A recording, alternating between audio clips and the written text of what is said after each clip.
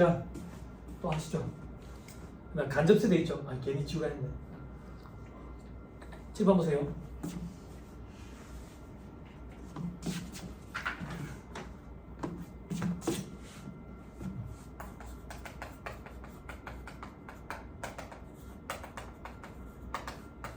자, 아까 원자재 생산업자 있었고 도매상한테 판다 했고, 그죠? 도매상이 소매상한테 판다 했고, 소매상이 최종 소비자한테 판다 했고. 그때 이거 500원에 넘긴다 했고, 800원에 넘긴다 했고, 1000원에 넘긴다 했다. 그죠? 자, 이 간접세라는 거는 어떤 거냐면 납세 용자가 있어요. 그리고 담세자가 있다. 이 둘이 다른 걸 간접세라고 해요. 같으면 직접세라고 해요. 다르면 간접세라고 해요. 이 간접세의 제일 대표적인 형태가 부가세라고. 직접세의 제일 대표적인 형태가 소득세라고. 소득세. 이걸 수험생들한테 이해시키기가 참 힘들더라고. 왜 이해시키기가 힘든데, 납세용자는 세금을 내는 사람이 납세용자야. 돈을 내겠지. 담세자는 그 돈의 주인이야. 그럼 납세용자와 담세자가 같다는 얘기는 지 돈을 지가 내는 거야. 근데 납세용자와 담세자가 다르다는 얘기는 지 돈 말고 남의 돈을 내가 내는 거야. 이 개념을 이해시키는 게 참 힘들더라고. 수험생들이 힘들어하더라고. 일단 직접세부터 보자. 직접세는 소득세. 개인 사업자인 내가 벌어들인 소득에 대해서 일부를 세금으로 내. 그 돈은 내 거야. 내가 내. 담세자가 납세용자야.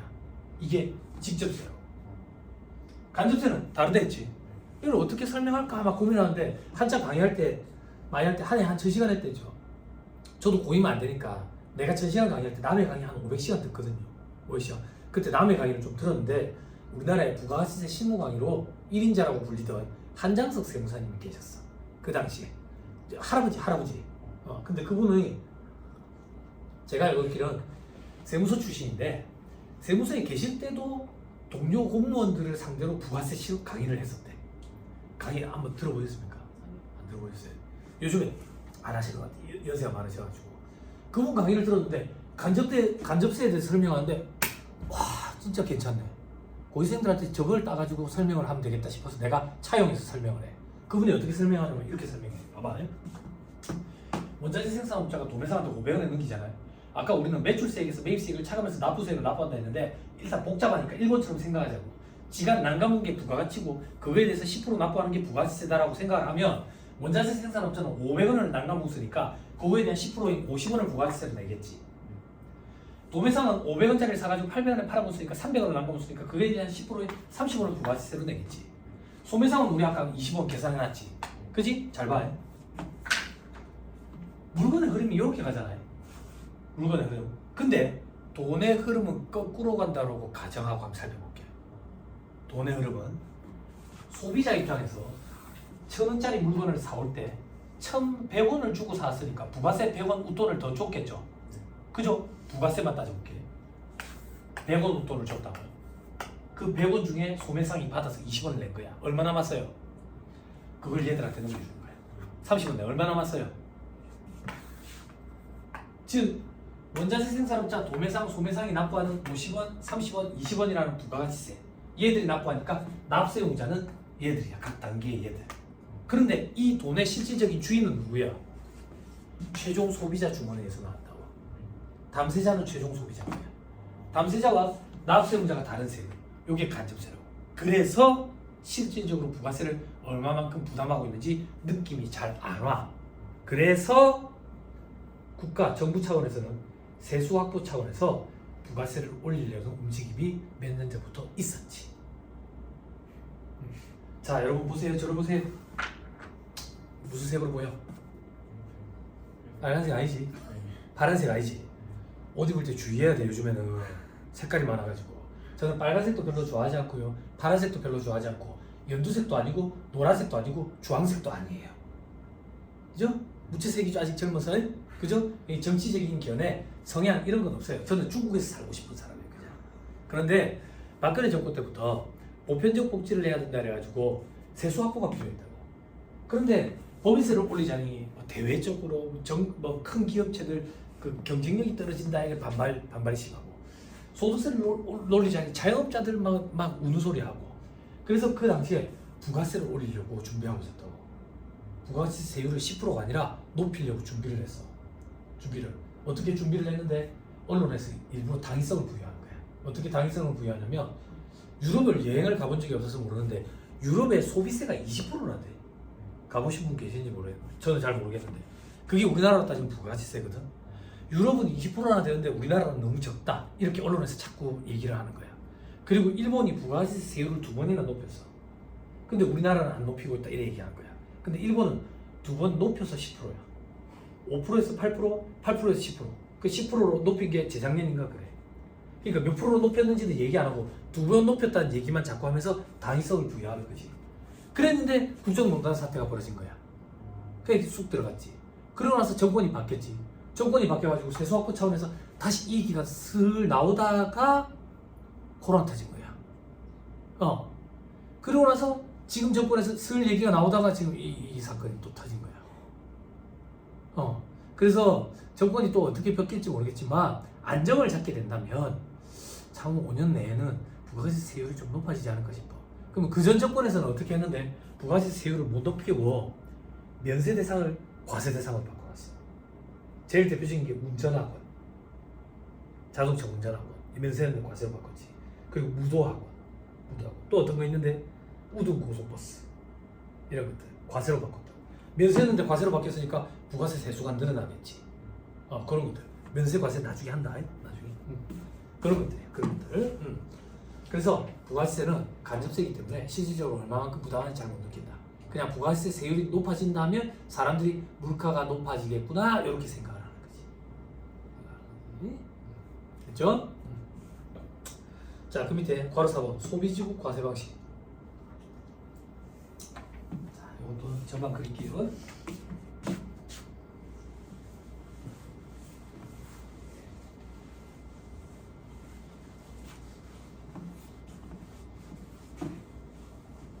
힘드세요?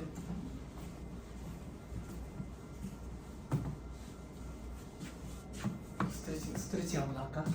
이렇게 까치를 딱 끼고 이렇게 어깨를 한 개씩, 어깨 움직이는 거 봐봐. 어깨 한 개씩 뒤로 이렇게 쭉 이렇게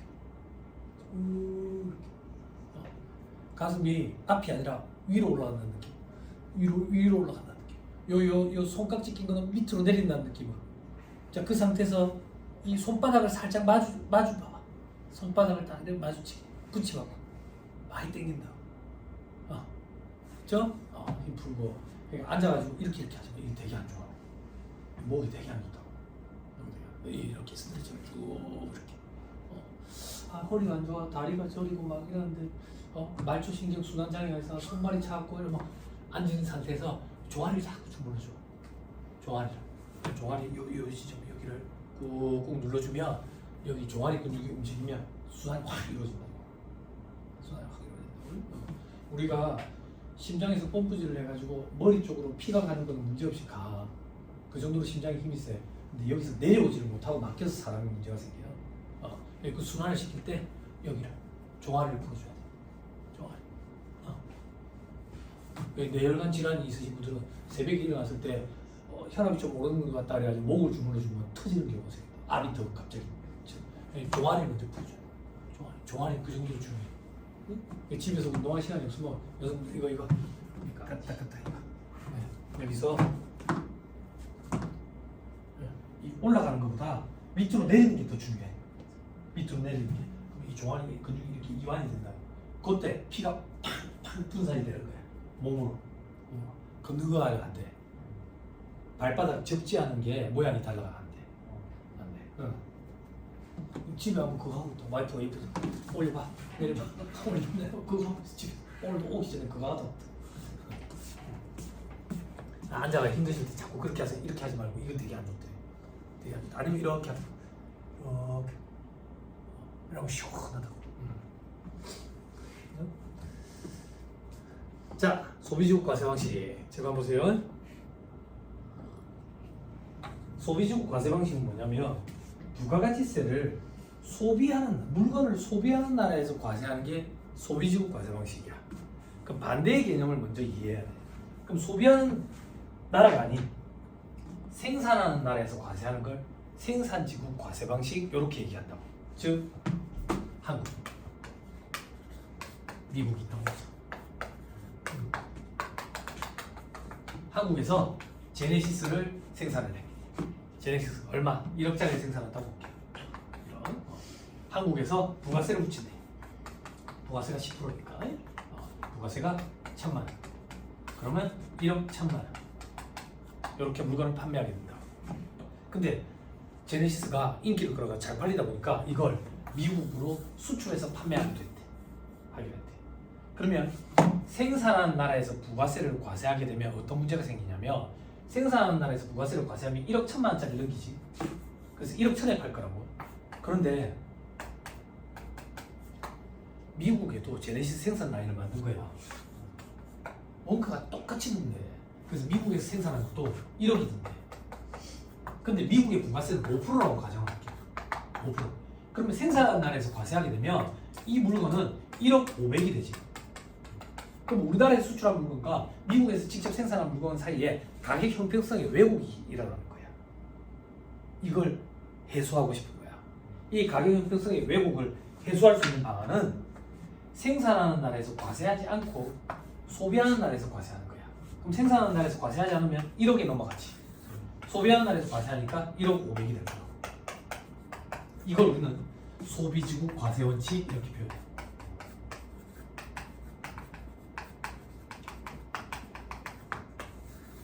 됐어요? 됐어요? 네. 칠판 계속 보세요. 자, 소비지국 과세 원칙.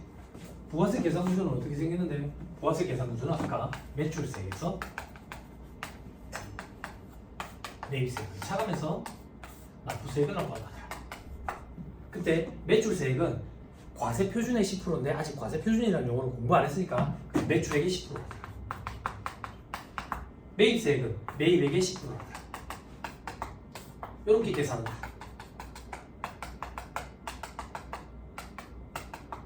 이런 거 우리는 일반 과세자다 이렇게 표현한다. 이거 말고 면세 사업자가 있어. 면세는 말 그대로 세금을 면하는 거야. 여기서 말하는 면하는 세금은 부가가치세를 얘기하는 거야. 부가세를 면한대. 부가세를 면한다는 얘기가 뭔데? 매출세, 매입세, 납부세 이런 거 없어. 없다고. 근데 이거 말고 영세율 사업자라는 게 있어. 영세율 사업자는 뭐냐면 0의 세율을 적용하는 게 영세율 사업자야. 근데 0의 세율은 여기만 적용해. 너가 좀 도와준다. 졸업한 지 얼마 됐으니까. 0%도 0이잖아. 그지? 0%도 0이고 뭐에 0을 곱하면 0이 되지. 그지? 너가 도와줘야 돼. 학교 졸업한 지 오래된 언니들은 이게 잘 안 돼. 계산기 두드리면서 확인해 봐야 된다고. 쌀집 계산기가 있어야 돼. 쌀집 계산기 사용법은 정태하 회사가 가르쳐 줬어요? 아직 안 가르쳐 줬어요? MR 안 가르쳐 줬어? 그렇죠. M 플러스 MR 그거만 알면 돼. 쌀집 계산기 여러 가지 기능이 많은데 그 기능 하나만 알면 학교하는데 아무 지장이 없어. 나머지 기능은 뭐 우리가 계산기를 만들 것도 아닌데 뭐 한다고. 예? 뭐에 0을 곱하면 0이 돼. 0이 돼. 이런 거 강의할 때 참 힘들다고. 중학생 가르쳐 본 적이 없어. 근데 밑에는 얼마 돼 있거든. 그지? 그럼 얼마 마이너스네. 아까 마이너스면 돌려준다 했지 돈을. 그지? 그지? 칠판. 소비지국 과세 원칙은 소비하는 나라에서 부가세를 과세하자 그거야. 그럼 반대로 생산하는 나라에서는 과세를 안 하는 거지. 생산하는 나라에서는 과세를 안 한다는 얘기는 이론상 면세를 얘기하는 거라고. 면세. 됐어요? 근데 잘 봐봐. 면세를 하면 매출세액, 매입세액, 납부세액 아무것도 없대. 근데 영세율을 적용받으면 마이너스네. 마이너스면 돈을 아까 돌려준다 했지. 그럼 환급이 이루어지네. 너가 사업자야. 영세율을 적용받고 싶어? 면세를 적용받고 싶어? 영세율을 적용받고 싶지. 왜? 돈을 돌려받으니까. 다시 우리나라는 소비주국 과세원칙이 입각해 있기 때문에 생산하는 우리나라에서는 부가세를 과세하지 않아야 돼. 생산하는 나라에서는 과세하지 않는다는 얘기는 이론상 면세가 타당하다고. 그럼에도 불구하고 우리나라는 삼면이 바다로 둘러싸여가지고 대외 의존도가 굉장히 높기 때문에 수출하는 기업을 지원해주기 위해서 영세율을 적용하고 있어. 다시 소비지국 과세원칙이 입각해 있기 때문에 우리나라는 생산하는 나라에서는 과세하지 않고 소비하는 나라에서 과세한대. 그럼 생산하는 나라에서 과세하지 않는다는 얘기는 이론상 면세를 적용하는 것이 타당함에도 불구하고 수출하는 기업을 지원해주기 위해서 수출하는 재화에 대해서 영세율을 적용하고 있다고. 됐어요? 자, 이제 책을 보세요. 소비지국 과세 방식의 채택 동그라미 1번 수출하는 재화에 대해서는 영세율 적용한다. 됐나요? 자, 동그라미 2번 수입하는 재화에 대해서는 부가세를 과세한다. 자, 이건 무슨 말인데? 반대로 이제 미국에서 우리나라로 수입을 해와. 그럼 미국에서는 생산하는 나라니까 과세를 안 했겠지. 우리나라는 소비하는 나라니까 과세를 하겠지. 부가세를 과세한다고. 재화를 수입해 올 때 누가 과세할 건데? 물건 넣을 때 세관장이 과세를 해. 됐죠? 됐죠? 세관장이 부가세를 과세한다. 재화의 수입에 대해서. 됐습니까? 네. 됐죠? 넘어갑니다. 자, 그 다음 납세 의무자. 납세 의무자. 자, 들어보세요. 어떤 과목이든 처음에 공부할 때는 용어의 정의가 굉장히 중요해요. 왜냐하면 각 파트별로 용어를 어떤 의미로 사용하는지 다르거든. 부가세세법이랑 법인세법에 똑같은 용어가 나와도 의미는 달리 통용이 된다고. 그런 게 굉장히 중요해. 그래서 회계 공부할 때도 제일 첫 파트에서는 용어를 정의한다고. 용어를 정의. 세법도 똑같아. 그리고 우리는 법을 공부하기 때문에 법률 용어를 굉장히 중요시해야 된다. 법률 용어로 대화해야 돼. 그래야지 서로 이견이 안 생긴다고. 이견이. 자, 납세 의무자는 도대체 뭐냐? 납세 의무자. 사업자 또는 재화를 수입하는 자로서, 됐죠? 그죠?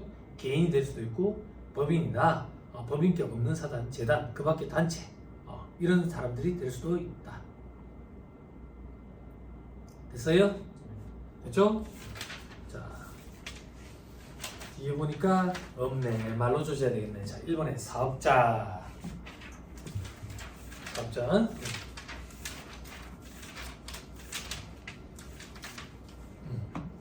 네. 자, 사업자의 정의이 있죠. 그죠? 시기대로 하세요. 사업자란 사업 목적이 영리든 비영리든 관계없이 한번 끊고 사업상 한번 끊고 독립적으로 재화 또는 용역을 공급하는 자. 다시 사업자는 영리 목적 유무불문하고 사업상 독립적으로 재화나 용역을 공급하는 자를 사업자라 한다.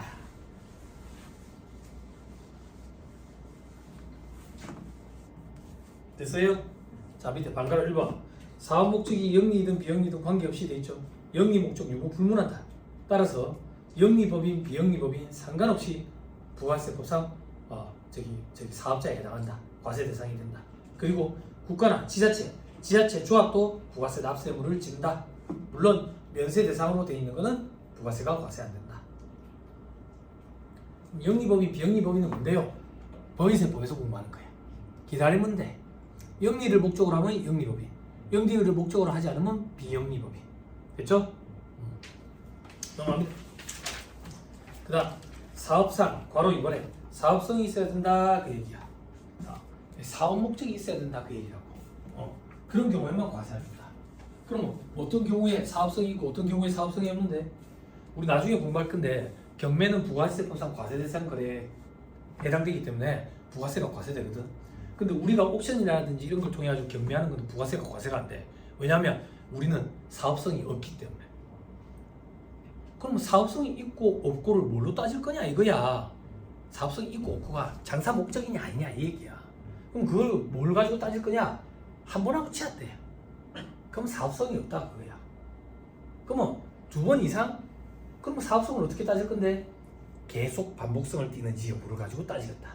그럼 계속 반복성을 띠면 사업성이 있는 걸로 보겠다. 그러면 사업자로 보고 그 사람들이 거래한 거는 부가세를 과세하겠다 그 얘기야. 두 번째 줄에 사업성이 있는지 없는지 그 여부 판단은 실질에 따라서 판단해. 됐죠? 따라서 사업적으로 재화 용역을 공급한 경우에는 사업자 등록 여부와 무관하게 부가세 납세금을 진다. 사업자로 장사를 하려면 사업자 등록이라는 걸 해야 돼. 사업자 등록 나중에 절차에 대해서 궁금하는데 사업자 등록 절차는 그냥 공부상의 공적인 문서에 내가 이런 장사를 할 겁니다 라고 등재하는 걸 공부상에 등재한다, 사업자 등록을 한다 이렇게 표현을 한다고. 근데 내가 사업자 등록을 안 내놔놓고 장사를 했대. 왜 그랬겠냐 이거야. 도둑놈이니까. 근데 발각이 된 거야. 세무서에 조사받아가지고. 그때 내가 이렇게 주장하는 거지. 나는 사업자가 아니니까 부가세 납세 의무가 없습니다 라고 주장을 하는 거지. 그럴 때 실질에 따라서 판단하겠다. 니는 사업자 등록을 안 됐지만 실질은 사업자랑 마찬가지니까 부가세를 과세하겠다 그 얘기야. 이런 걸 우리는 실질 과세의 원칙 이렇게 표현한다. 법적 외관이나 형식은 관계없이 실질에 따라서 과세하겠다. 이런 걸 실질 과세의 원칙 이렇게 표현하고 나중에 여러분들 한참 나중에 국세기본법이라는 데서 공부하게 돼. 간단한 예를 들면 여기 바다 이야기인 거야.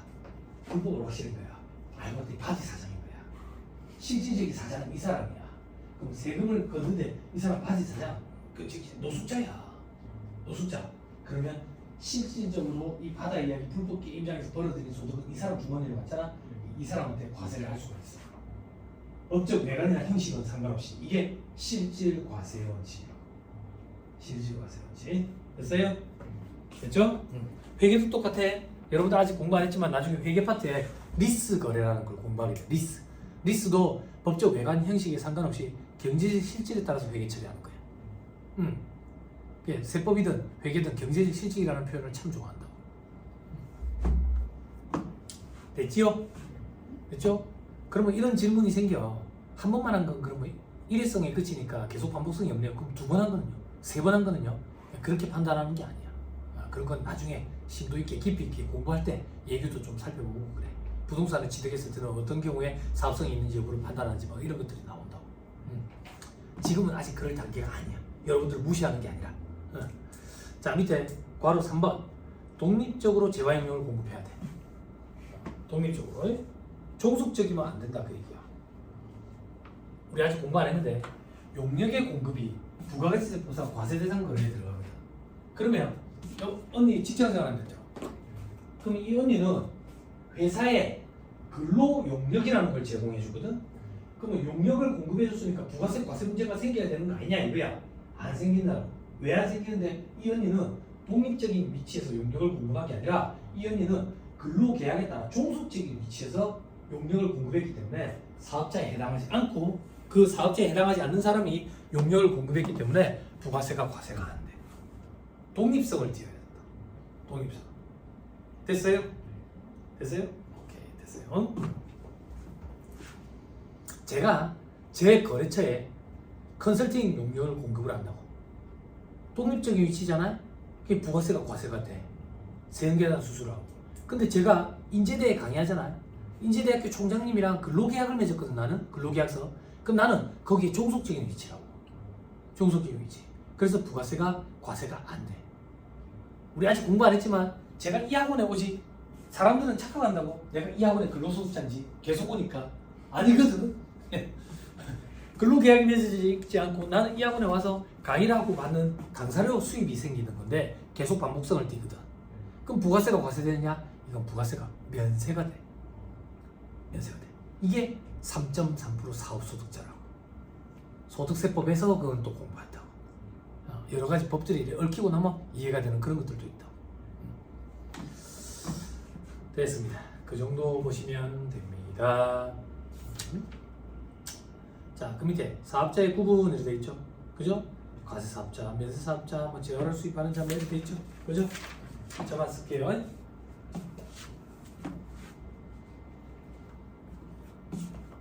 힘듭니까? 힘들어요? 앉아있는 것 자체가 힘들죠. 그죠?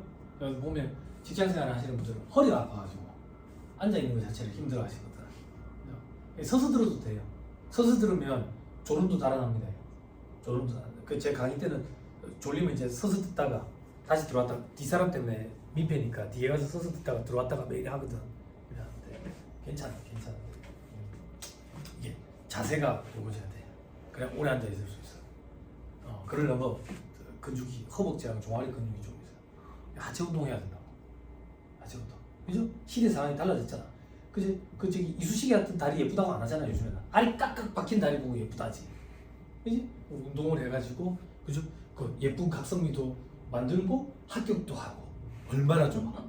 그리고 다이어트 그 최고의 성형이 다이어트라며. 걱정 안 해도 돼. 세무사님 난 이 공부하고 이 학원 다니면서 살이 많이 쪘습니다. 걱정 안 해도 돼. 시험 임박하면 인생 최저 몸무게를 찍게. 인생 최저.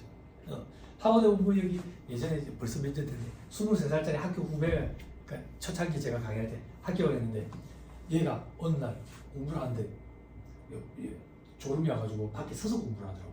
서서 공부하는데 뒷모습을 보는데 청바지를 입었는데 뒤에 살이 나빠져가지고 바지가 이렇게 돌아가 있는 거야. 살이 나빠져. 그래서 얘가 저를 툭 쳐다보는데 얼굴 시커매. 야, 니 이제 합격하겠다. 합격하겠다. 아, 왜요? 얼굴 시커매고 니 살이 엄청 빠졌네. 합격해도 그래 합격했잖아. 합격과 동시에 얼굴은 다시 하얘진다 순식간에. 다이어트 성공했지? 그지? 합격했지. 얼마나 좋아.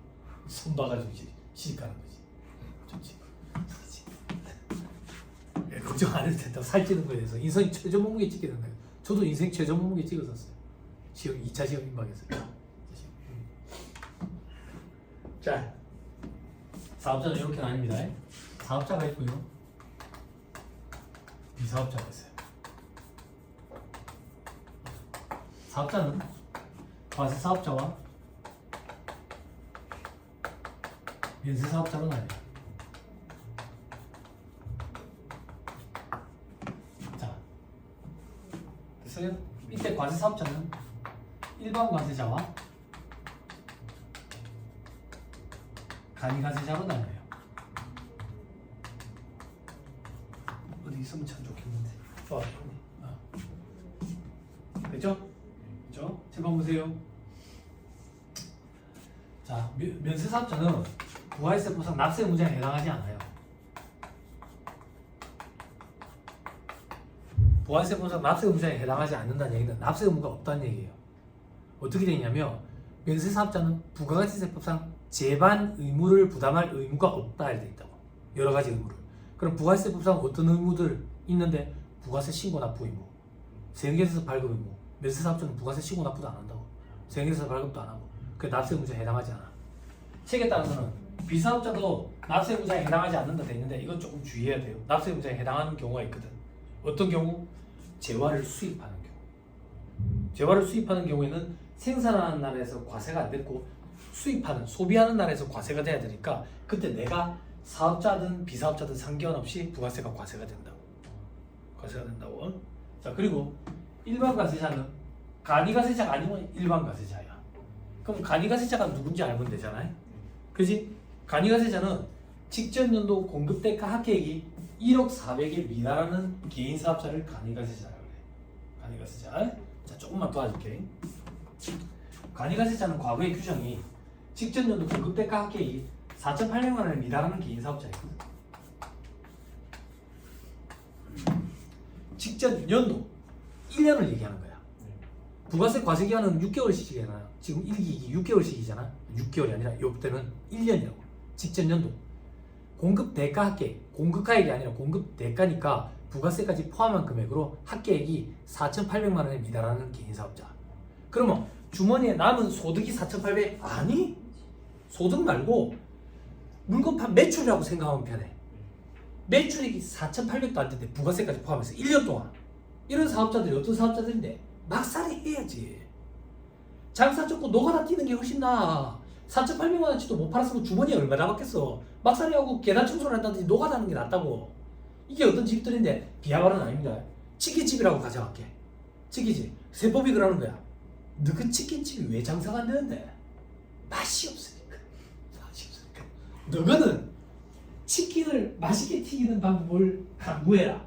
부가세 신고는 대충 간이로 하고 그게 간이가세자야.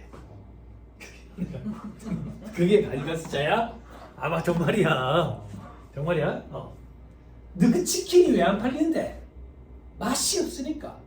너는 치킨을 맛있게 튀기는 방법을 강구해라. 소득세 신고는 대충 간편하게 하고 이게 간편장부 대상자야. 소득세법에 감면납부 대상자라는 규정이 있어. 그때 대해서 할 거야. 그렇지? 그런데 이 간이가세자라는 규정은 세법의 입장은 납세자에게 혜택을 주는 규정이라고 방향을 잡고 있다고. 근데 세무사들한테 물어보면 견해가 다 달라. 저도 무조건 간이가세자가 유리하다고 볼 수 없다라는 입장이야. 여기 언니분들도 알아. 경력이 있는 언니분들도. 간이가세자들 세금계산 발급 못하기 때문에 거래가 단절되는 경향이 있었거든, 과거에. 그래서 간이가세자를 선호하지 않는 그런 업체들도 많았어. 그리고 관공서에 이런 데 들어가는 업체들은 그래서 뭐 간이가세 안 하는 경우도 더 많았다고.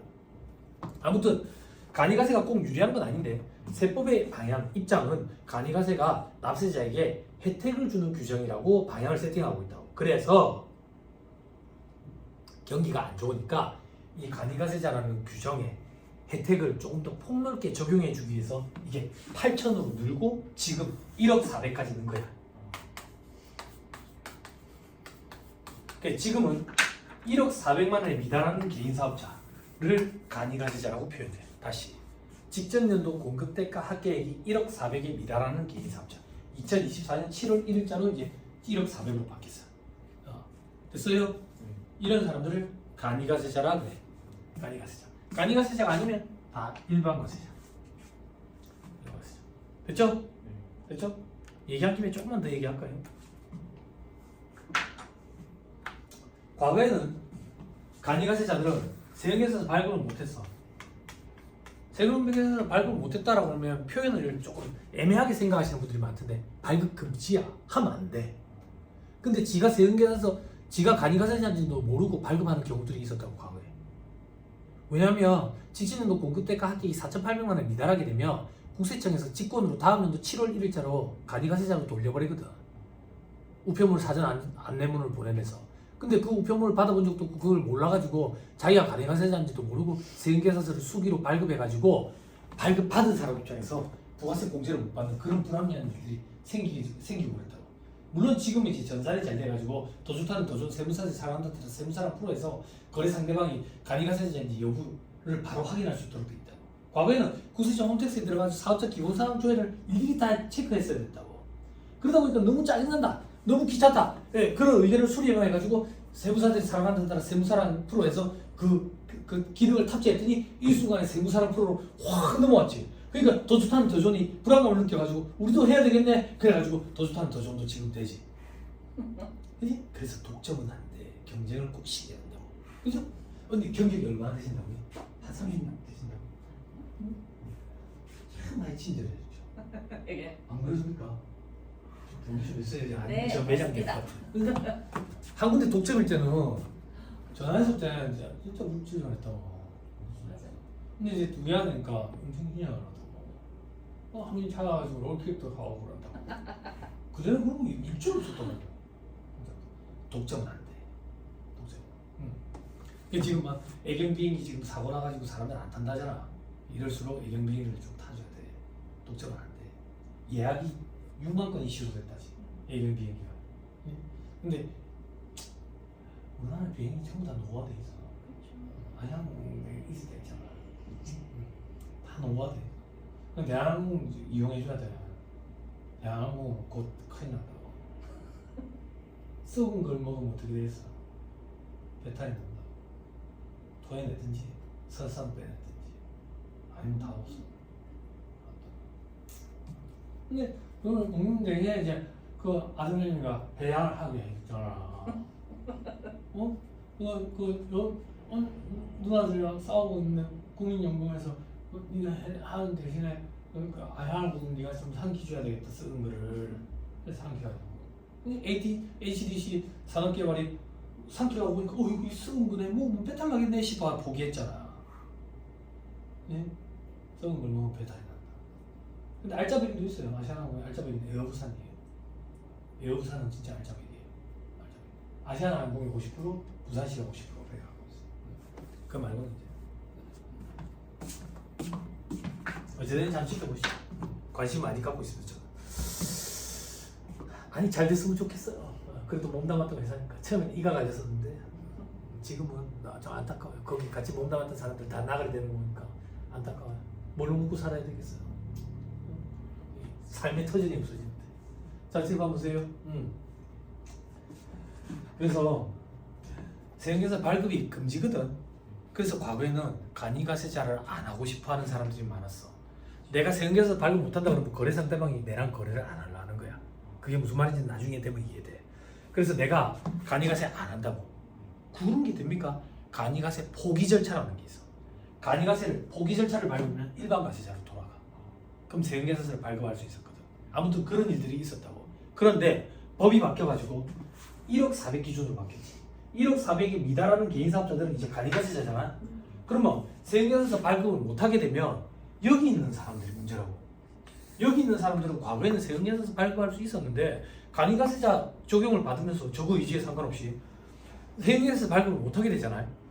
그래서 이런 불합리한 점들을 해소하기 위해서 법이 방향을 바꿔버렸어. 어떻게 방향을 바꿨냐면 이제는 간이가세자들도 세형계사에서 발급을 한다.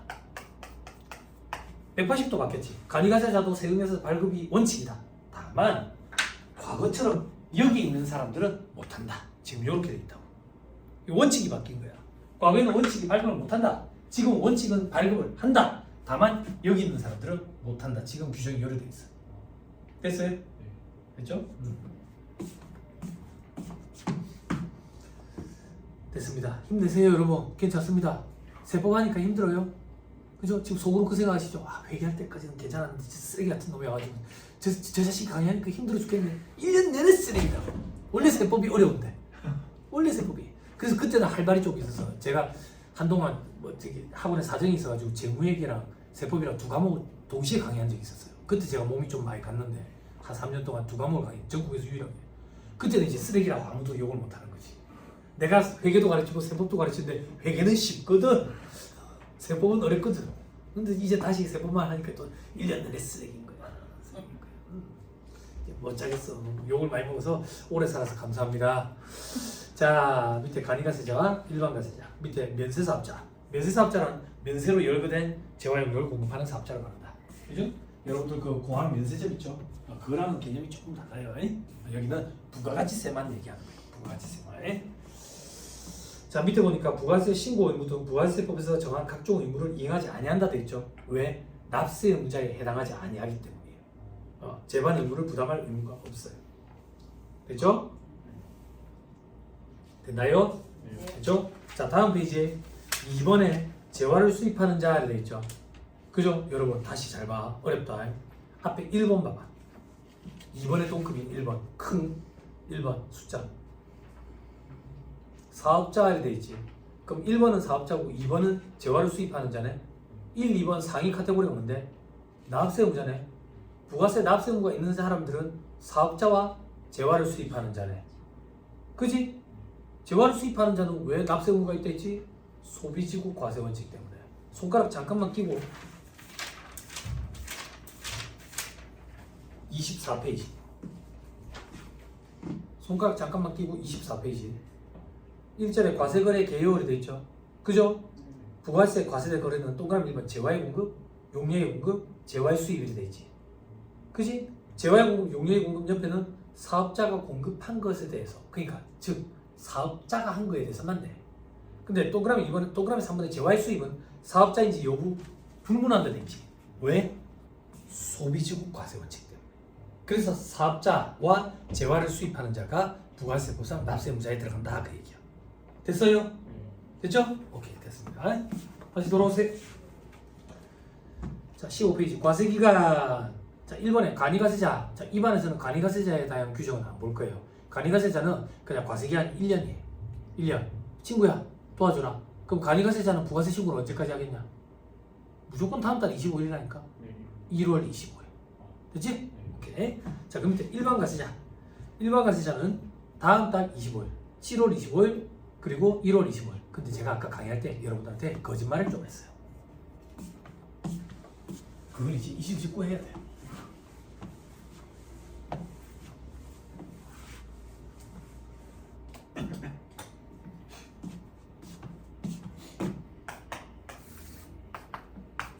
자, 부가세 신고가 과세기간이 1기, 2기를 하는 거예요. 1기, 2기. 됐어요? 그러면 다음 달 25일까지 신고 납부하니까 2번 신고 납부하겠지. 사실은 거짓말했어. 사실은 4번을 해. 4번을 하면 어떻게 하면 되겠니 친구야? 분기별로 나누면 되겠지. 분기별로 1분기, 2분기, 3분기, 4분기. 그지? 근데 세법을 하는 학자들이 어려운 말로 바꿔야지. 그 어려운 말이 예정 신고 기간 그리고 과세 기간 최종 3월.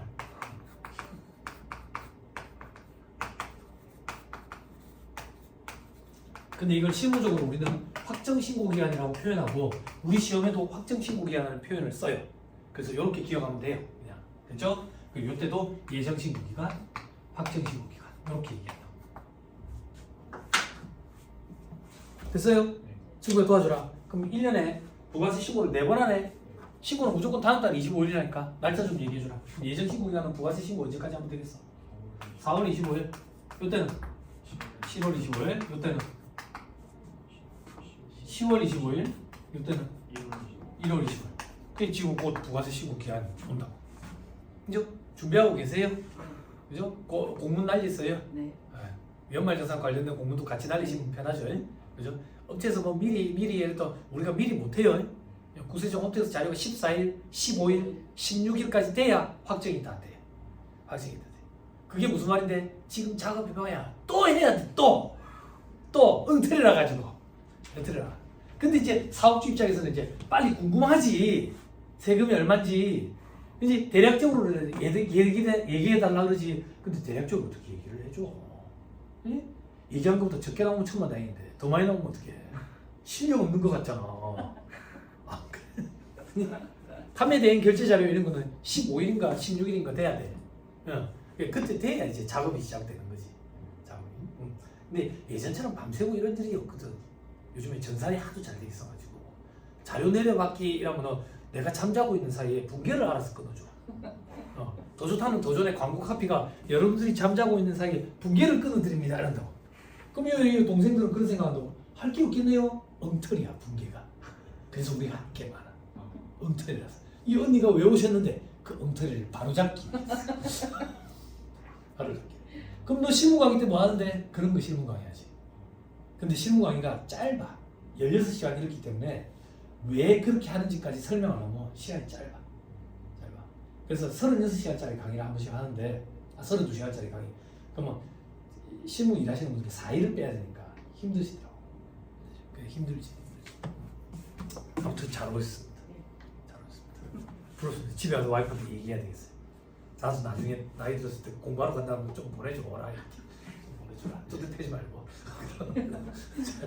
아침에 띄면 뚜렷한다면서요. 그때는 뭐 집구석에 있지 말라고.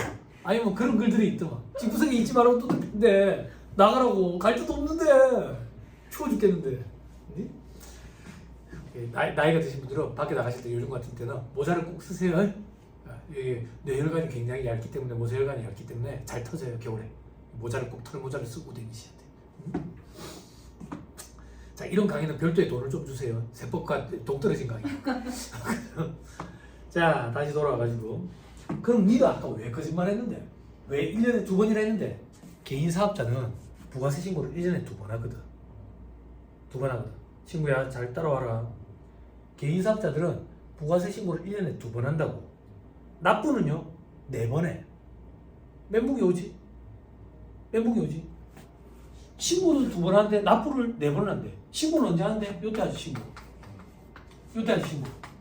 그 납부는 신고와 동시에 납부한다 했잖아. 신고 납부 세목이니까. 신고 납부 세목. 요때 말고 요때도 납부를 한다고. 요때도 납부를 한다고. 그럼 신고한 금액이 없는데 어떻게 납부하는데? 국세청에서 얼마라는 금액을 정해서 고지서를 발부해줘. 그래서 그 고지서를 발부받아서 납부한다 그래서 고지납부라고 표현해. 개인 사업자들은 고지납부가 2번 이루어지고 신고 납부가 2번 이루어지고. 다시 법인 사업자들은 1년에 신고 4번, 납부도 4번. 개인 사업자들은 1년에 신고 2번, 납부는 4번. 그럼 우리가 앞으로 공부할 때는 어떻게 해야 되는데 이 책의 구성은 처음부터 끝까지 다 법인 사업자라고 가정하고 기술을 하고 있어. 그리고 개인 사업자에 대한 독특한 특징은 제일 마지막 파트에서 정리한다고. 그럼 우리도 앞으로 법인이라고 보고 하는 거야. 그러면 1년에 4번, 납부도 4번이야. 됐어요? 오케이 됐어요. 표에 빨리 확인하세요. 기간. 됐죠? 넘어갑니다. 다음 페이지.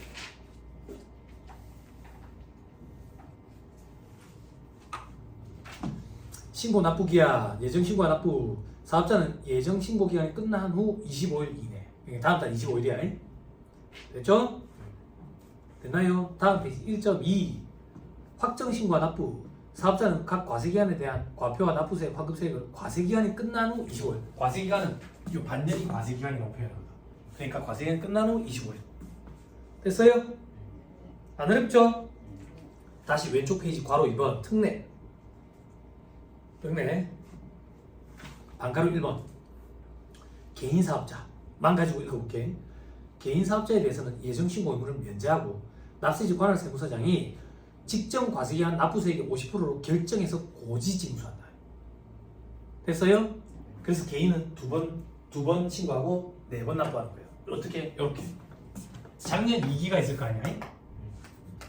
작년 2기 납부세액이다. 요거에 반절을 딱 끊어가지고 요때까지 고지하고 납부를 하게 돼. 됐어요? 됐죠? 그렇게 미리 내는 형태의 세금으로 내놔놓고 1기 부가세 신고를 할 때 미리 내놓은 걸 기납부세액 형태처럼 차감하고 나머지만 납부한다고. 예를 들게 작년 2기에 납부세액이 100만 원이었다. 그럼 요번에 고지 납부를 50만 원을 해. 50만 원을 1기 부가세 확정 신고를 할 때 납부세액이 80만 원이래. 그러면 50만 원 미리 낸 거는 차감하고 나머지 30만 원만 내는 거야.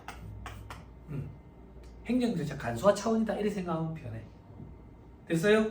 됐죠? 그런데 말이 법인이지 개인이나 마찬가지인 영세한 법인 사업자들이 있다고.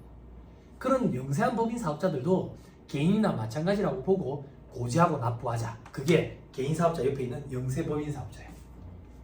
그럼 얼마나 영세해야 되는데? 저 밑에 보시면 별표시 1에 영세 법인 사업자란 직전 과세기간 공급가액 합계액이 1억 5천만 원 미만인 법인. 이런 데는 개인이나 마찬가지다 라고 보고 고지하고 납부하도록 하겠다. 됐어요? 됐죠? 됐습니다. 그 외에 보면 납세 고지서 발부 기간 돼 있죠? 그죠? 친구야 도와줘라. 1기 예전 신고 기간분은 언제까지 발부한다고 돼 있노? 4월 10일. 2기는? 10월 10일. 잘 봐봐. 이거를 못 갖고 가 우리는 시험장에. 시험장에 우리가 준비해서 머릿속에 담아서 갖고 갈 수 있는 거에 양에는 한계가 있다고. 한계가 있어. 그런데 이건 지엽적이고 좀 구석적. 시험이 잘 나오지도 않고. 이런 날짜까지 우리는 다 암기를 못해. 부가세법에 날짜가 참 많이 나와.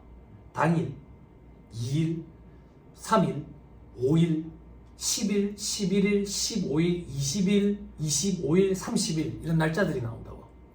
이 날짜들을 다 암기를 못해. 사람인지라. 지금은 그런 생각한다고. 왜 암기 못해? 이거 암기하면 되지? 배운 게 얼마 없어서 그래. 많아지면 못 갖고 가. 처음부터 제가 못 갖고 갈 걸 걸러주는 걸 수험생들이 좋아하더라고. 애초부터 안 보면 되니까. 안 보면 되니까. 그런 거야. 그런 거야. 근데 이걸 가지고 세무사님 진짜 내리무시하네. 나는 이런 것도 갖고 가고 싶은데 갖고 갈 수 있을 것 같은데요. 이런 것까지 갖고 가기 시작하면 우리가 나중에 머리가 대갈장군이 돼야 돼. 다 달아가려면 한계가 있으면 못 갖고 가. 못 갖고 가. 나중에 소득세법에 암기를 참 많이 해야 되거든. 기본공제 대상자 인적공제 인당 기본공제 금액 150만 원, 경로대자 공제 100만 원, 장애인 공제 200만 원, 한부모 공제 100만 원, 부녀자 공제 50만 원, 보험료 세액 공제 12%, 15% 이런 거 암기해야 된다고. 그런 건 취지가 있으면 암기할 때 이해가 되니까 편한데 취지도 없어. 취지도 없다고. 언니, 의료비 세액 공제 왜 15%입니까? 미수가 선천성 이상하는 왜 20%입니까? 난임 시술비는 왜 30%입니까? 그런 게 없어. 없다고. 그냥 암기해야 돼. 그걸 대비해서 여유 공간을 좀 놔둬야 돼. 그 여유 공간. 그지? 그래서 회계는 재밌잖아. 이해하면서 풀어. 그죠? 회계를 이해하면서 공부를 하셔가지고 최대한 여유 공간을 놔두고 소득세법에서 주구장창 암기해야 돼. 그래서 이해가 선행되면 공부할 때 수월타.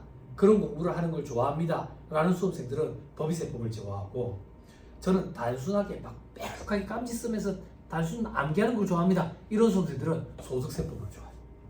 소득세법은 취지 이런 게 없어. 표준세액 공제 왜 13만 원인데 왜가 어딨어? 그냥 13만 원이야. 그게 어디야?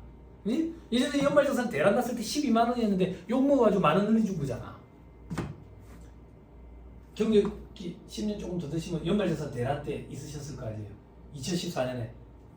아니요. 저는 경력은 없어요. 아 그래요? 네. 알겠습니다. 알겠습니다. 이 언니는 무슨 경력이 있어요 그럼? 직장생활 아니에요? 네. 다 재미없는 분들 나오셨네. 그렇죠? 공감이 안 이루어지고 있구만.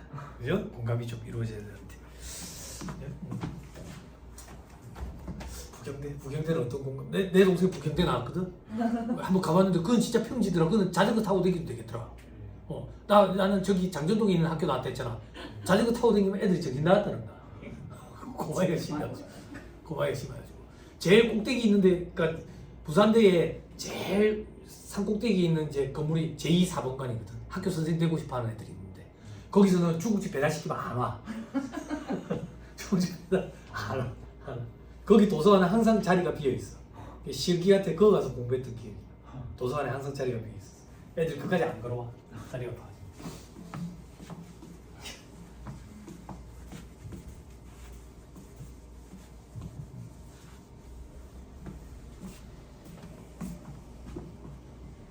부경대 때 얼마 전에 애들이 다이소 한번 갔는데 그거 부경대였던데 경성대라는 데는 한 번도 안 가봤네. 그 앞에 있지만 예전엔 참 많이 댕겼거든. 미팅 한다고. 참 많이 댕겼. 미팅이라는 거 아니? 회의 말고 남녀가 만나는 이런 것도 미팅이라 했거든. 블라인드 데이트라고 얘기해야 되나? 요즘에는 부경대 무슨 과뭐 뭐 저거 막 애들 만나보고 뭐 저거 막 이랬던 기억이 나. 아직도 그 가마골 소극장이 있냐? 소극장 있어? 학교 안에 아니요. 밖에? 밖에. 네. 없어? 이제 그럼 극장 없어요? 없으셨을 거예요. 아 그래요? 가마골 소극장이라고 부산에 연극하는 극장이 있었는데 남포동 깡토시장이 있었는데 부경대 그 앞에 옮기더라고. 그래도 뭐 그것도 이제 없어지는. 아 맞다. 개그맨들 소극장으로 바뀌었다는 것 같더라. 윤영빈 소극장인가? 개그맨들 그 하는 대로 바뀌었다는 것 같더라. 아 연극 몰라? 학교 밖으로 잘 나와가지고. 아 그래? 그래? 왜? 왜 그래서? 아니 단순하게 가는 게 좋아요. 학교 안보다 밖이 더 좋던데 거기는 왜 그랬니? 잘 몰랐구나. 연극하는 데가 있어. 사람들이 막 연기하고 앉았네 이런 데가 있거든. 그런 데도 가보고 재밌지. 자 그런 게 예정시공 의무 문제라더라. 그 정도만 봅시다. 예외 규정 이런 게 있는데 지금 단계에서 너무 깊이까지는 보지 마시죠. 그렇죠? 넘어갑니다. 다음 페이지 2번에 간이가세 자리에 있는데 간이가세 자리 넘어갑니다. 자 3번에 재화 수입에 대한 신고 납부되어 있죠. 재화의 수입에 대해서는 누가 과세한다고요? 세관장이 과세한다고. 세관장이 우리한테 수입 세금계산서를 끊어줘. 수입 세금계산서. 근데 이런 게 우리 시험에는 등장해요. 실무 강의할 때는 수입 세금계산서 아예 제가 강의도 안 해요. 왜? 세관장이 틀리지 않아요. 틀리면 우리가 틀리지. 그래서 세관장이 틀리는 일이 없기 때문에 수정 수입 세금계산서 이런 건 아예 제가 강의도 안 하거든요. 네. 아무튼 그런데 우리 시험에는 등장합니다. 자 넘어갑니다. 4번에 납세지와 과세관할 때 있죠. 그죠? 사업자의 납세지는 각 사업장 소재지야. 친구야. 시기 들어라. 사업장 할 때 장에다가 동그라미 쳐야 돼. 사업장 소재지. 산지 계산기 하나 사셨네. 요즘에 얼마씩이나 하는지 잘 모르겠네요. 계산기 샀어? 계산기 사야 돼. 그렇지. 케이스에 넣고 다녀야 돼. 케이스에 넣어 다녀야 돼. 케이스에. 이걸 그냥 가방 안에 넣고 다니면 여기가 틀어진다고. 이게 틀어지면 우리 숫자가 다르게 나와. 다르게 나오는데 그게 우리 시험에 오기가 있어. 퀄리티가 높은 시험이라 수준이 낮은 시험의 차이는 뭐냐면 우리가 엉터리로 계산했을 때 그 숫자가 오기 있어. 그게 퀄리티가 높은 시험이야. 퀄리티가. 우리가 숫자를 계산했는데 엉터리야. 한 98 정도 나왔어. 근데 보기 1, 보기 2, 100, 보기 3, 만, 보기 4, 100만 이러면 2번이 정답이잖아. 우리 시험은 그런 거 없어. 내가 계산을 했는데 엉터리로 계산을 했는데 그게 보기에 있어. 그러면 서로 기분이 좋은 거야. 수험생은 기분 좋게 나오고 출제 교수는 연배력이 있어서 기분이 좋고 서로 기분이 좋다. 그지? 얼마나 좋아. 그지? 근데 여러분들이 앞으로 공부를 하시게 되면 머리를 많이 쥐어뜯게 돼. 왜 쥐어뜯게 되냐면 처음에 계산기를 막 두드리잖아. 그러면 계산기 이란다. 계산기 이래. 뭐가 잘못됐구나 이래가지고 계산기를 다시 두드린다. 다시 두드리면 계산기가 소수점이 끝없이 나와. 그 다시 두드리지 정수로 나와. 근데 보기에 없어. 근데 다시 두드리지 정수로 나와서 보기에 있는데 정답은 그게 아니야. 이런 시행착오를 무조건 겪게 돼. 누구나 다. 내가 머리가 썩박이라서 그런 게 아니라 그 과정을 무조건 거치니까 그걸 그냥 즐기면 돼. 우리 시험은 누가 전형적인 문제를 시간 내에 정확하게 빠르게 풀어내느냐. 그럼 수험생들이 어떻게까지 대비를 하냐면 같은 문제를 자꾸 반복 숙달을 해서 문제를 딱 봤을 때 전형적인 문제를 봤을 때 이런 문제는 이러한 것들을 함정으로 만들던데 문제를 읽으면서 그 함정을 벗겨내면서 풀어나가는 거. 그렇게 해야 합격이야. 생판 처음 보는 유형의 문제가 등장했네. 이거는 다 같이 틀리는 문제라고. 그걸 풀어내려고 애를 쓰고 있으면 그런 애들이지. 시험을 잘 못 보는 애들이지. 그런 건 다 같이 틀리는 거니까 변별력이 없어. 전형적인 문제를 누가 빠른 시간 내에 정확하게 풀어내느냐. 그러니까 전형적인 문제를 반복 숙달하는 게 최적의 공부 방법이겠지. 그런 말인 즉슨 반복해야지 새로운 문제를 자꾸 입수하려고 애를 쓰면 안 돼. 그걸 다 갖고 가지도 못해, 사람이지라. 다시 돌아오면 각 사업장 소재지 돼 있지, 그지? 자, 밑에 재화를 수입하는 자는 세관 소재지. 그렇죠? 자, 밑에 원칙에 사업장 단위 과세. 친구야, 또 동그라미 쳐라. 장에다 동그라미. 사업장 단위 과세. 자, 이건 뭔데? 자, 예를 들게 직장생활을 그만뒀다고. 명예퇴직 됐어요. 명예퇴직. 그래가지고 장사를 해야 돼.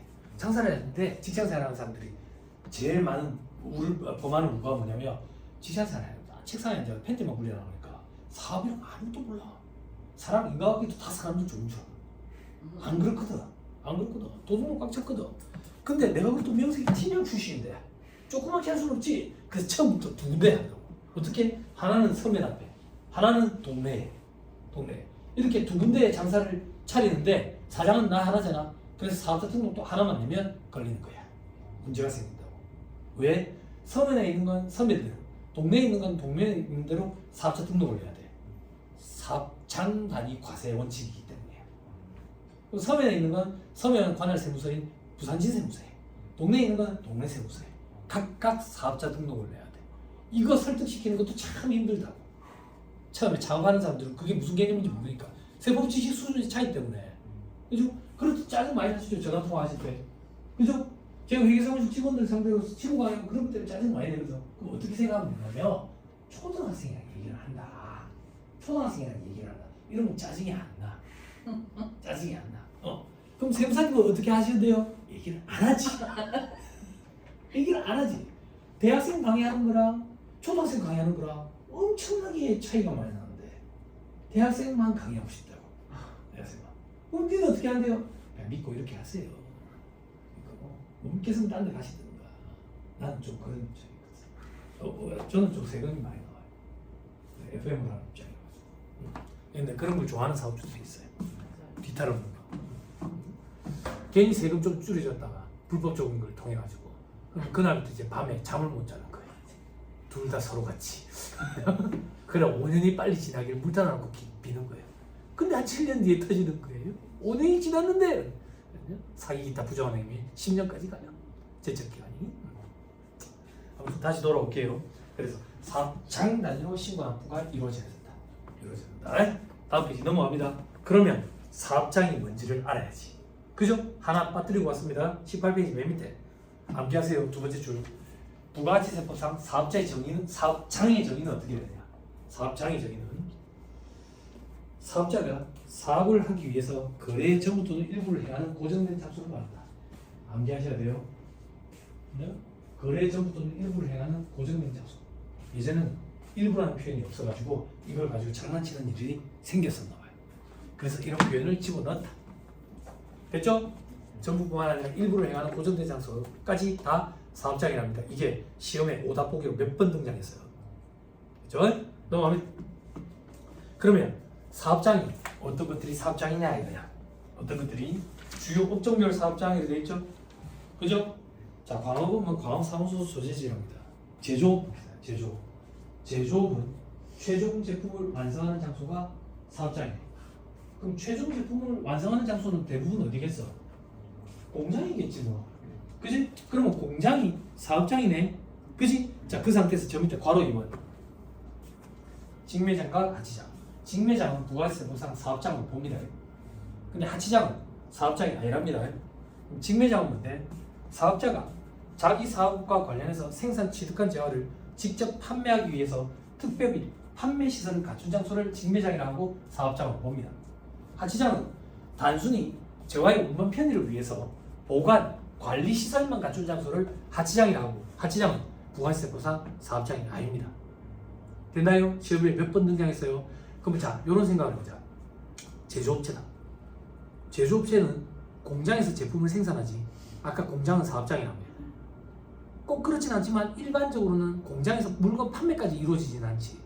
판매 시설을 갖춘 장소로 옮겨놔놓고 거기서 판매를 하지. 그게 직매장, 사업장이라 했잖아. 그러면 일반적으로 제조업은 처음부터 2개 이상의 사업장으로 시작하게 되네.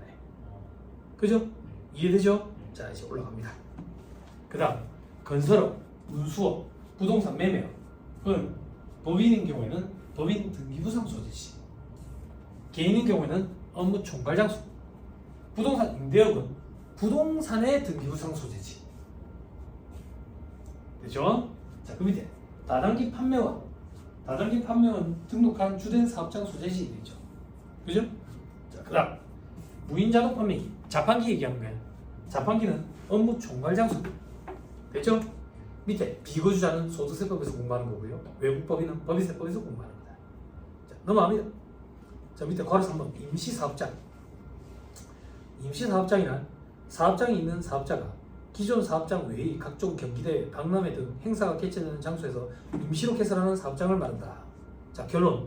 임시사업장은 사업자가 임시사업장을 개설하기 전에 두고 있던 기존 사업장에 포함되는 것으로 본다. 즉, 별도의 사업장으로 보지 않으니까 별도의 사업자 등록을 할 필요가 없다. 기존 사업장에 포함되는 걸로 본다. 이런 게 어떤 건데? 여러분들 백화점 이런 데 가면 무슨 등산용품 대전 막 하잖아. K2 뭐 히말라야 산맥을 올라갈 것도 아닌데 그런 막 등골 브레이크 이런 걸 사입을 거 아니야. 그치? 그런 거. 거기서 발생되는 매출은 어떻게 하냐 이거야. 별도 사업자 등록을 내느냐? 아니, 안에 있는 매장의 사업 저기 매출에다가 엎어가지고 신고한다 그 얘기야. 그래서 임시사업장은 별도의 사업장으로 보지 않는다 그 얘기야. 또 어떤 게 있는데 멕시코에서 카페 박람회 이런 거 한다고. 그러면 현재 커피숍을 하고 있는 사업자들이 거기 출품해가지고 한다고. 그러면 그 박람회에서도 커피를 팔거든. 그럼 거기서 매출이 발생한다고. 그건 어떻게 할 거냐 이거야. 자기 원래 커피숍 매출에다 없는 거야. 임시사업장이기 때문에. 됐죠? 넘어갑니다. 자, 다음 페이지. 사업장 단위 과세 예외에 돼 있죠. 그죠? 잘 읽어야 돼. 사업장 단위 과세가 원칙이거든. 요거에 대한 예외를 보는 거야. 다시 사업장 단위 과세가 원칙인데 요거에 대한 예외를 보는데 이 예외가 두 가지가 있다 그 얘기야. 첫 번째가 주사업장 총괄납부, 두 번째가 사업자 단위 과세. 장이 아니야. 사업자 단위 과세. 자, 주사업장 총괄납부는 뭐냐? 칠판. 아까 우리 제조업을 예로 들어보자. 공장이 있고 직매장이 있어. 공장에서 직매장으로 물건을 옮겨놔놓고 우리는 제품을 판매한다고. 자, 일기 부가세 신고를 할게. 자, 매출세액에서 매입세액 차감해서 납부세액 나온다. 공장은 물건을 만들기만 하니까 재료를 사오는 일만 있지 물건을 판매하는 일은 없어. 그래서 항상 매입세액만 있는 거야. 가져갈게. 직매장은 물건을 만들지 않고 판매를 하니까 항상 매출세액만 있대. 됐어요? 일기부가세 신고해. 7월 25일까지 이 100원을 신고 납부할 거야. 요거는 7월 25일까지 신고하고 환금은 30일 내에 들어온다. 환급이 이루어진다. 그러면 사업주 입장에서는 이런 생각이 드는 거야. 사업주 입장에서는 다 내 건데. 다 내 건데. 7월 25일에 100원을 내놔놓고 실질적으로 내 부가세 부담은 20원인데도 불구하고 100원을 7월 25일에 내놔놓고 8월 말 돼야 80원이 들어오는 거니까 80원이라는 돈에 자금 압박이 부담이 생기는 거야. 80억 부담이 갑자기 생기지? 부담이 확 생기는 거야. 부담이. 이 부담, 작은 부담 압박에서 벗어나기 위한 제도로 주사합장 총괄납부라고 해요.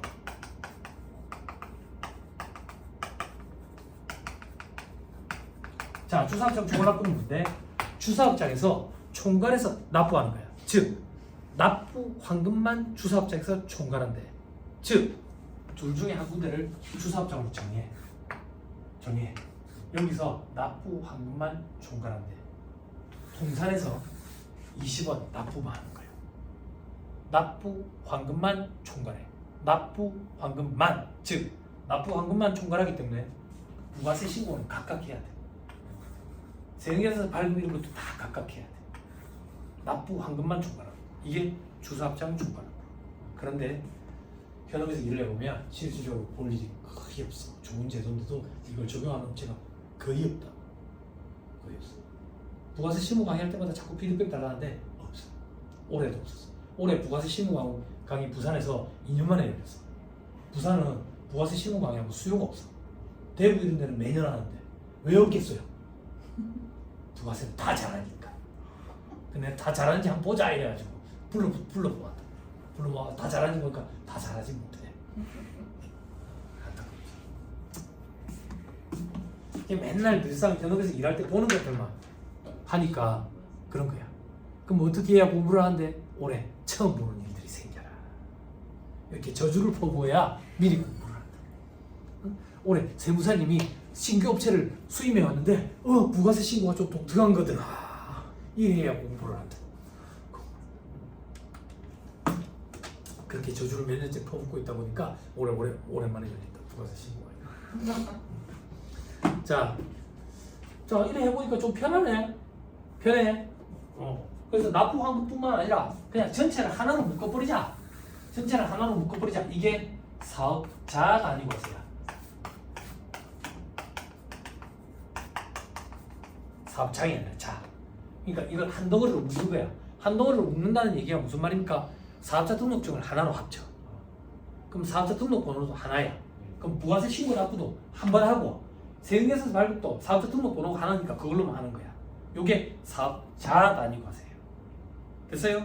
우리 시험에 이 둘을 비교하는 형태의 말 문제 보기가 몇 번 구성했어. 몇 번 등장했다. 지금은 깊이까지는 안 본다. 자, 밑에 주사합장 총괄납부는 주사합장에서 총괄해서 납부 환급만 하는 거야. 나머지 의무는 각 사업장에서 해. 밑에 거네. 주사합장은 법인인 경우에는 본 지점 중에 선택 가능해. 개인은 주사무소만 돼. 됐죠? 자, 오른쪽에 사업자 단위 과세. 사업자 단위 과세는 본점 또는 주사무소에서 사업자 단위로 등록을 하고 총괄해서 신고 납부까지 다 해. 세금에서 발급 의무도 다 본점 주사무소에서. 밑에 칸에 법인인 경우에는 본점만 돼. 지점 선택 안 돼. 개인인 경우에는 주사무소. 이 본지점 선택 가능하냐? 본점만 되느냐? 요게 시험에 오답 보기로 제일 많이 등장했어. 자, 넘어갑니다. 다음 페이지 이제 로마쪽 5번에 사업자 등록. 사업자 등록이 개념이 뭐냐? 뜬금없는 않는 소리라니까. 시험에 안 나오지. 그냥 장사할 때 공구상에 등재하는 걸 말한다더라. 공적인 문서를 공구라고 생각한다 이렇게 생각하면 돼 학생들. 그냥 사업자 등록 안 되면 장사를 못 한다더라 이렇게 생각하면 된다고. 자, 밑에 사업자 등록 신청은 어떻게 하냐? 사업자 등록 신청.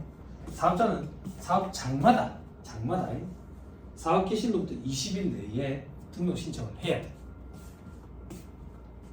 됐어요?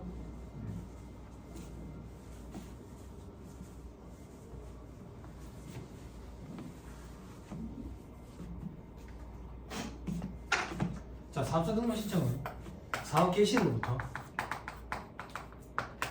20일 내에 해야 돼. 20일 내에.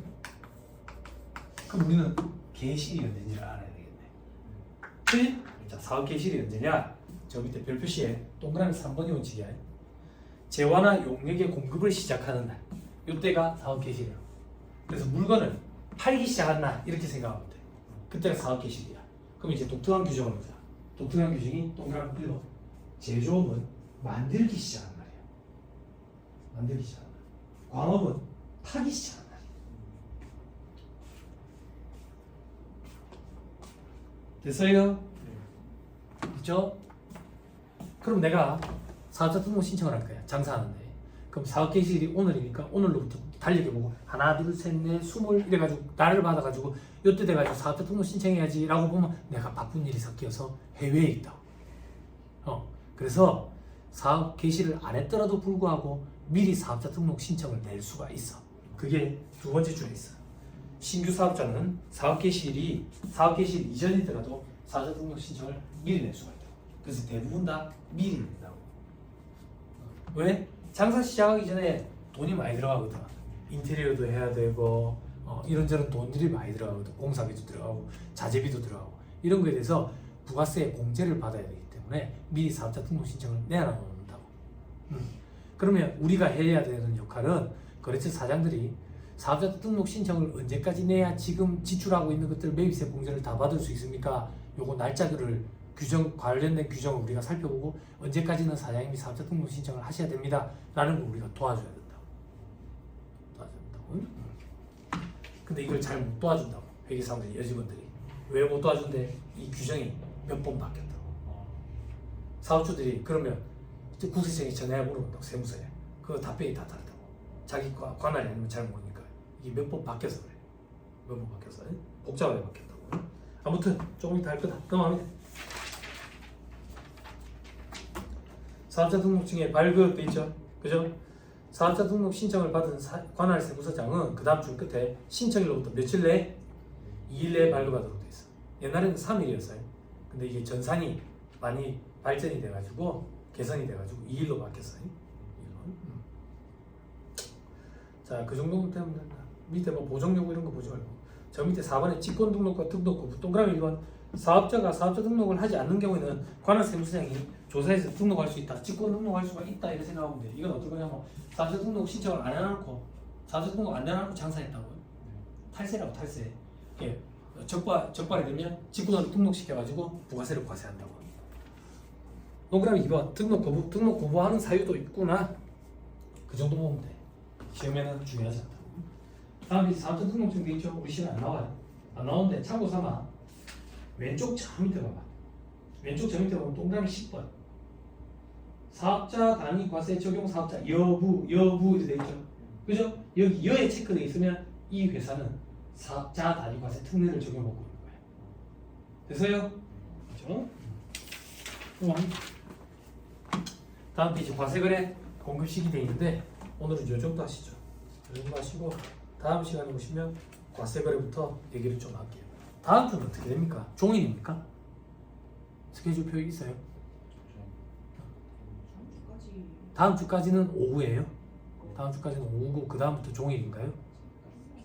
뭐 힘드신 거 아는데 스케줄이 어쩔 수 없어요. 저 옆반 스케줄이랑 겹치기 때문에 그렇게 안 하면 제가 반을 쪼개야 돼. 제 몸을 1월 18일까지는 는 오후고 그 다음부터는 종일. 종일은 좋지. 종일 같이 보고 있으면 구역질도 나고 좋지.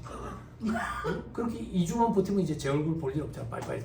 혹시나 또 포기하시는 분들 또 볼 일 없잖아.